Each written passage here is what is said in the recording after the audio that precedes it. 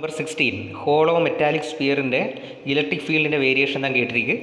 അപ്പോൾ inside electric field will be zero because charge inside is zero. സർഫസിൽ electric field will be maximum and when we move away from the surface it will decrease. Therefore consider the diagram. This is the hollow metallic sphere. Charges reside on the surface. Capital R is the radius. Electric field inside will be zero and outside electric field is given by this equation where small r is the distance from the center. Therefore 0 to r വരേക്കും capital R വരേക്കും it means inside point മുതൽ centre മുതൽ surface വരേക്കും electric field zero, അതുക്കപ്പുറം it will decrease. Therefore option 3 is the answer. Question number 17 റെയിൻബോയുടെ question ആണ്. Rainbow എന്താണ്, ഒരു ഇൻറ്റേർണൽ റിഫ്ലക്ഷൻ നടക്കുമ്പോൾ പ്രൈമറി റെയിൻബോയും அந்த ரெயின் ட்ராப்பினுള്ളിൽ രണ്ട് ഇൻറ്റേർണൽ റിഫ്ലക്ഷൻ നടക്കുമ്പോൾ സെക്കൻഡറി റെയിൻബോയും മേക്ക് പണ്ണും. റെയിൻബോ നടക്കുമ്പോൾ ഡിസ്പേർഷൻ, റിഫ്രാക്ഷൻ ആൻഡ് റിഫ്ലക്ഷൻ இந்த மூணு ப்ராசஸும் நடக்குது. therefore first option is correct, second option also correct. and ഇനി റെയിൻബോ பார்க்கிறதுக்கு one more essential condition is there. നമ്മുടെ ബാക്ക് സൈഡ് സണ്ണിനെ ഫേസ് பண்ணிയിരിക്കണം. ബാക്ക് സൈഡാണ് സണ്ണിനെ ഫേസ് பண்ணிയിരിക്കുന്നത്. അപ്പോൾ ഫോർത്ത് ഓപ്ഷനിൽ front side faces the sun എന്നാണ് കൊടുത്തിരിക്കും. therefore നമ്മുടെ ബാക്ക് സൈഡാണ് ടുവേർഡ്സ് ദ സൺ വരണം. അപ്പോൾ fourth option is the wrong one. Now question number 20. രണ്ട് ചാർജുകൾ plus Q and minus Q, they are separated by certain distance. Now their force of attraction is capital F. Now அந்த plus ക്യൂവിൽ നിന്ന് 25%, അതായത് 1/4 of plus Q means Q/4 is transferred to B means minus ക്യൂവിലേക്ക്. അപ്പോൾ രണ്ടിലെയും ചാർജുകൾ വ്യത്യാസപ്പെടും. അപ്പോൾ പ്ലസ് ക്യൂവിലെ ചാർജ് ഡിക്രീസ് ആകും. പ്ലസ് ക്യൂ മൈനസ് Q/4 ആകുമ്പോൾ 3/4 ക്യൂ വരും. ഇനി രണ്ടാമത്തെ കേസിൽ മൈനസ് ക്യൂവിലേക്ക് தான் அந்த Q/4 ചാർജ് വരുന്നത്. അപ്പോൾ മൈനസ് ക്യൂവിൽ அந்த Q/4 വരുമ്പോൾ എന്ത് വരും, അതിൻ്റെ ചാർജ് -3 Q/4 ആകും. therefore consider the diagram. Diagram എടുക്കുമ്പോൾ ഇനിഷ്യൽ സെപ്പറേഷൻ ഡി ആണ്. therefore the force equal to K into Q²/D² വരും. ഈ കേസിൽ F' equal to K into 3Q/4 whole² അപ്പം 9/16 F എന്ന് വരും. therefore ഫസ്റ്റ് ഫോഴ്സിൻ്റെ 9/16 പോർഷനാണ് second force. Now question number 22. ഇതൊരു പാർട്ടിക്കിൾ ഒരു സർക്കുലർ മോഷനിൽ പോയത്, ആ പാർട്ടിക്കിളിനെ ഈ വൈ ആക്സിസിന് അബൌട്ടായിട്ട് പ്രൊജക്ഷൻ എടുക്കുമ്പോൾ എപ്പടി വരും.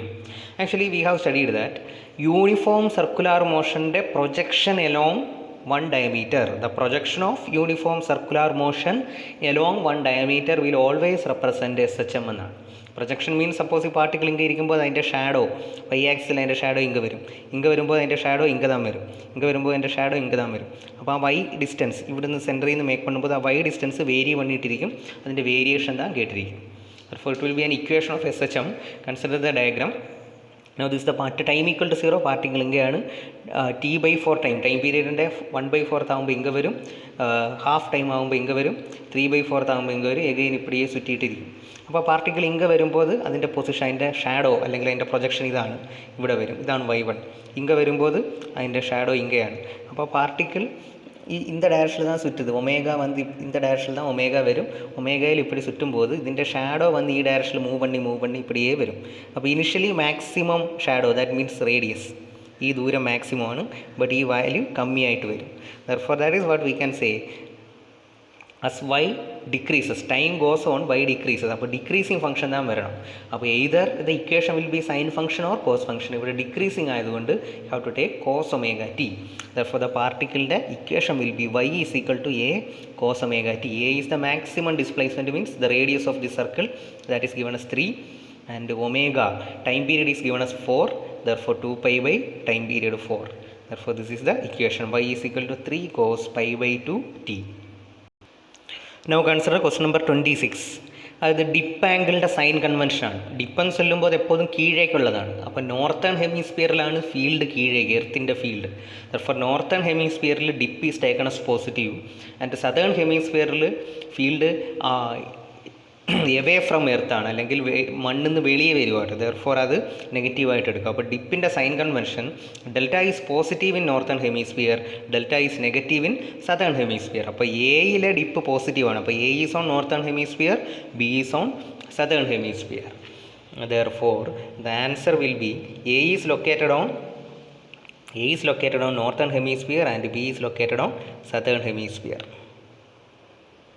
Now question number 27. A variable force 20 plus 10y is acting on a body in y direction, and now we are displacing the body from y is equal to 0 to y equal to 1. What is the work done? അപ്പോൾ അത് variable force വരുമ്പോൾ integral F D X അല്ലെങ്കിൽ F D Y ആ ഫോമിൽ എടുത്താൽ പോതും. Therefore we are taking force is a variable force. ഓരോ പോയിന്റിലും വൈ ചേഞ്ച് ആകുമ്പോൾ ഫോഴ്സ് ചേഞ്ച് ആകും. ഒരു സ്മോൾ ഡിസ്പ്ലേസ്മെൻറ്റ് ഡി വൈക്ക് work done is D W, that is F into D Y. നമ്മൾ ദ ടോട്ടൽ വർക്ക് ഡൺ ഇതിൻ്റെ integration എടുത്താൽ പോതും. അപ്പോൾ 0 to 1 Y variable 0 to 1 F D Y എടുക്കുമ്പോൾ വി ആർ ഗെറ്റിംഗ് 25.